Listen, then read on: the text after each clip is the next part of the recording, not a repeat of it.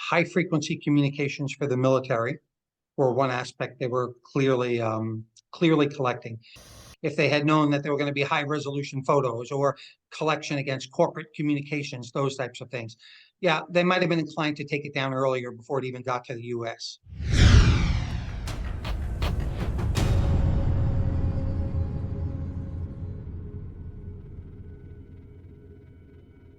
We're talking with Nicholas Eftimiades. He's a retired U.S. government senior intelligence officer, and he's currently a professor of Homeland Security at Penn State University.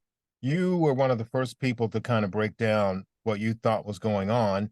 You didn't say it at the time, and probably because maybe you couldn't or didn't know at the time, but you seem to indicate China had the ability to essentially grab some very significant and important data. And so based on what you've heard from the US government since then, what do you think China was doing with that balloon?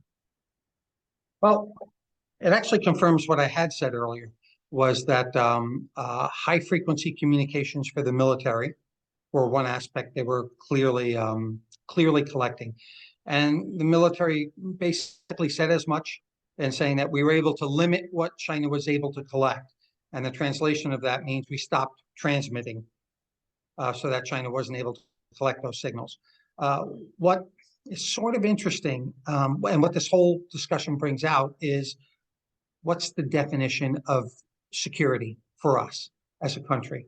Military is very focused on its equities. Yes, we were able to stop them, to slow them down. They were able to collect minimally. Now that they've seen the equipment that China had, right? So they say, okay, this receiver is able to collect these types of communications, and we were able to shut that down. Now, were they able to stop China collecting if it was 5G communications? Oh, no, they weren't. Were they able to stop China from high resolution photos, which would be better than from space? They weren't able to do that either, or at least, not for the population, not for critical infrastructure, maybe for their own military equities. So it does lead to the question, we know some of what they were collecting, clearly targeting against military communications, right? And the military was able to protect itself. We don't know the full breadth of what they were collecting and what their collection target set looked like. Do you think the U.S. is surprised, or the intelligence folks that are looking at this are surprised now that they've said what they've said about what China was collecting? And would that have changed their calculus in terms of when to take this balloon down? I think if they had known prior to, known more significantly prior to, for example, if they had known that there were going to be high resolution photos or collection against corporate communications, those types of things, yeah, they might have been inclined to take it down earlier before it even got to the US. But I think, our services, we have a long history of believing that national security is centered around government and around secrets. And China doesn't play that game, and that's the problem. China's looking more at their commercial collection, at taking intellectual property and trade secrets and such, and expanding their business worldwide at the expense of U.S. industries. And that still doesn't resonate within our federal government. They're coming to that understanding, but they're also at a lack of understanding of what to do about it. Okay, well, that was my question. So assuming they get this now, what options do they have in terms of doing something about this? Well, I think you're going to have to see a lot of sort of restructuring on the way the FBI approaches the problem, on the way our counterintelligence apparatus approaches the problem, that they have to form a far greater relationship with private industry to ensure that the economic base and the technological base of the United States is protected. Right now, we don't have that ability. We relegate it to doing briefings, annual briefings, and tell us when there's a problem. That's one thing, but it's not doing the job. So they do have to look at a restructuring, and Congress should be leading this. So if you restructure it, do you have any thoughts about what that new structure should look like? Yeah, I think that in the counterintelligence world, which is going to play a big part, we have to have somebody in charge. Right now, we really don't. We have the National Counterintelligence and Security Center, but they're not in charge of anything. They're not in charge of counterintelligence in the United States. You have to have someone in charge for a start. You have to have embeds into private industry. And to major private industry, you really have to put embeds to see and understand exactly what's going on. We need to move towards legislation. We still have companies that are selling to China and selling stuff that's being used in hypersonic warfare to develop hypersonic warfare in China's space capabilities. And it's just such a big apparatus out there, industry, and these companies are beholden to their stockholders. So there needs to be a little tighter regulatory regime that says, hey, look, if you have an understanding that these are working with China's military, you cannot sell to them, and then there have to be penalties in place if they do. So a lot of restructuring on how we approach business. So you mentioned the embeds piece. So wouldn't that, if the government had people embedded in corporations, wouldn't that kind of make that a bit of a quasi-governmental organization? And essentially that makes it kind of what we are talking about China doing, having. No, different approach. China has a very heavy military defense embeds into their industries. What we're talking about here is similar to what Defense Counterintelligence and Security Agency has, which is a program of certification for businesses doing business with the Defense Department, where they have inspectors that go around, where they have standards that have to be met in order to do business. And they have individuals going around checking for inspections and working with those businesses to ensure that their security is acceptable to be able to do business with DoD. So you need something like that in a little grander scale where we're working closer with industry. And that embed doesn't have to be full-time, but there do have to be sort of standards that we expect industry to do to maintain security in the United States. So, okay, back to what China was doing. I know you're not in the intel government part of the world. I know you're not in the government part of the intel world anymore, but you still have a good sense of where things stand and how things work. What do you think China was able to gather or possibly gather, and what are they able to do with it? Is it of any use to them? Yeah, well, there are two. Let's talk about the kind of national security directly with the traditional national security collection objectives. So it would have been high frequency communications coming out of the military bases coming out into, right? Those frequencies bounce off the ionosphere. So the only way you can really grab them is if you're within the atmosphere. So they swept up and collected as much of them as they could before DoD cut it off. And I think there were probably 7 bases that they overflew to make those collections. There's also the communications between military bases and our satellite systems. DSP are our communication satellite systems that are overhead over the continental United States. If you're sitting in between that communications between the satellite and the base, you can suck up the communications between. And even if it's encrypted, over time, the expectation is that you'll break the encryption. So that's a second component of what they're likely to do on military in a military collection. The next one would be photography. If they have, very high resolution, if they had a high resolution camera system, then they can take a look at things like radar domes, and you can go from that.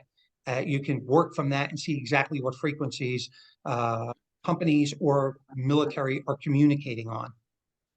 So just wrapping all these things up, that's sort of a bulk of what they were looking to collect, and probably what they did and then transmitted. And as you've heard, those communications were relayed to Beijing. So that's what they were able to get their arms around. It'll lead them to further research. Actually, last but not least is atmospheric testing. Because if you're going to fine tune things like hypersonic missile systems or ballistic missile systems, you really need an understanding of the atmosphere and different levels of the atmosphere and what they're generally like in your target area. So I'm sure they were doing that type of atmospheric collection as well. Could any of the US's other adversaries benefit from this? Well, if China's working to share the information, number one, I don't think they're going to. And the only one, they may, or their SIGINT stations abroad, they'll certainly tune those so that they're better able to collect against the U.S. But it's a political judgment, and I just don't know whether they'd be willing to risk that and sharing it with their allies. Hmm. Is there any way you see Russia benefiting from this because of this newfound affinity that China and Russia have for each other? Certainly, Xi and Putin. Well, yeah, interesting question. Uh, China would like nothing more than Russia to fall into line as a junior partner. Okay, so I don't think that they want to see Russia make a gigantic win over the Ukraine. They're fine with a little beaten down Russia that's under sanctions from the West, because that just drives Russia into China's hands, forces Russia to sell oil. Now they have to too, so they'll be building pipelines. So I'm sure she is thrilled that they're able to move them in to an alliance and as a junior partner. So as for this specific espionage, it isolates us a little more from China, and this is why the administration doesn't want to release a heck of a lot on this, because the public reaction and the reaction from Congress at a time when the administration's trying to figure out how to lower tensions. So this is probably the information they don't really want to get public. But the more that happens, the more China is going to be isolated from us, and the more it solidifies their relationship with Russia, or it could solidify their relationship. You know, the um, the reason I asked that question is because back when Edward Snowden did what he did and fled the U.S., the first place he went was China. But then he ended up in Russia. And that's a part of the reason why I'm asking this question. I'm not sure if there was actually, if it was planned that way for him to end up in Russia, to make that stop in China and then end up in Russia. But, you have to think about the possibility of that, considering just how big a deal what he did was to the U.S., how much damage was done. That's the reason I asked that question about a possible Russia-China partnership on intelligence. Do you get the sense that something like that exists, or was that Snowden thing a one-off? And is this whole balloon thing another possible area of collaboration? I think I don't think it's an area of collaboration. I think China may trade the data with Russia. They may swap that type of intelligence data. They do swap intelligence data. So we have agreements to work with them on counterterrorism. So we share data. So I wouldn't be too surprised if they shared that data, but not for a while. They're certainly going to wait for things to calm down significantly. The other side of that question is, has Russia shared the data that they got from Snowden's 2 million documents? Have they shared that with China, and how much have they shared it? So I'm sure they'll come to some agreements, as most nations do, for intelligence sharing arrangements. Right. One other thing about this on the Russia side, any way you see this benefiting Russia in its war with Ukraine? Any possible sharing of this data? I don't think so. I'm not thinking through all the components of it, because Russia's on the ground in Ukraine. They have the same ability to collect military communications on the ground. So probably not that. The satellite dimension of it, what they might have collected against satellites, possibly there's something there in sharing the information. But and that might help Russia in its activities in Ukraine, but not so directly. I don't think so. This is more of a strategic overall collection campaign. I don't think it's going to help with the operational or tactical environment in the Ukraine. So a couple more things back on the China initiative to do this, and the U.S. discovering, as you say now, that maybe they did, or they definitely did collect, and not sure what they did with what they collected. So what did the U.S. learn from this? What do you think they learned from this that could be useful moving forward, looking at what China did here? Well, there are a couple of things. I mean, they've already pulled out Western components out of China's balloons. So the question is, what is wrong with our system that we're selling stuff to China that's being turned and used against us?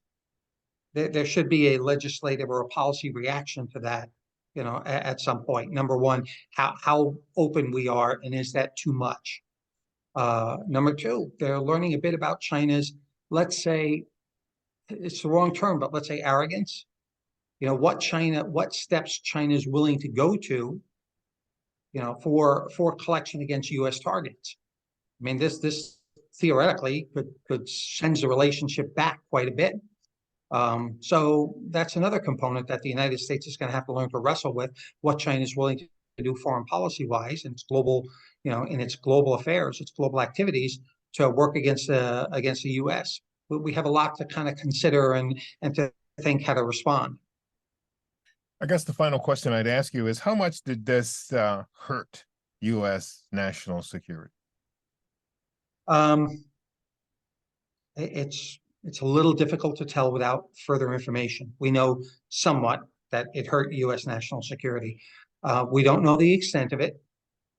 We don't know how much is collected against what bases or against what civilian targets, and how that feeds into China's plans. So there are more questions on what we don't know rather than what we do know. But what we do know, and considering China has done this all over the world, is that China is on a very, very aggressive collection campaign.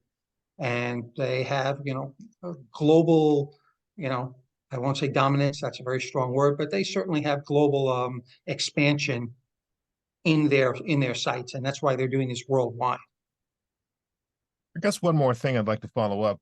Is there a way to stop China from doing this? Sure. There's absolutely a way. The question is, first off, if we're smart enough to kind of and strong enough to make these sorts of decisions. We have a very, very heavily dependent economic relationship with China, and China uses that to control the way the U.S. behaves. So the question is, are we strong enough to tell our own companies, sorry, you can't sell these components anymore, period. We're going to suffer economically if we do that. There's a lot of things. There's building with allies. That's a big part that we need to expand a lot more, not only in the intelligence sharing arrangements, which are quietly kept, but in the public sphere as well. And I would say that you need to, that this administration, all administrations, need to be a little more open with the American public on what's going on. Because, you saw the reaction on the American public when this issue first came out. They need to understand a little more how the nature of the relationship between the United States, between the Western world and China. And, the U.S. government isn't doing a good job at all on sharing that information. Is there anything you want to add that I haven't asked you about that you think is important as we consider the ramifications of this and what we've learned now that perhaps the U.S. regrets not shooting that balloon down? Yeah, I think there's just a couple of things to foot stomp my last point. I think the U.S. has to decide how it's going to deal with its own population and how it's going to deal with China. Because, President Biden and others and generals have said, oh, nothing new here. This type of stuff is usual for us. But the American public didn't know. And, they didn't know how intrusive and how aggressive China was. And on the heels of COVID, now they're learning that. So they're learning about what China's really like, what the CCP is really like. And that's really important for democracy to thrive. You can't hide all that. You shouldn't hide all that from the public. So, I mean, obviously secrets you do, but those types of things you really shouldn't hide if democracy is really going to work. So that's something that it's not in the government's interest to do. It just makes their lives more difficult, but they really do need to do it. Well, Nick, thank you. I appreciate the fact that you're always very honest about things. And this is the way it has to be. So thank you for taking time to talk with us about this very complex situation. And we'll be back to you soon. Thank you. Thank you.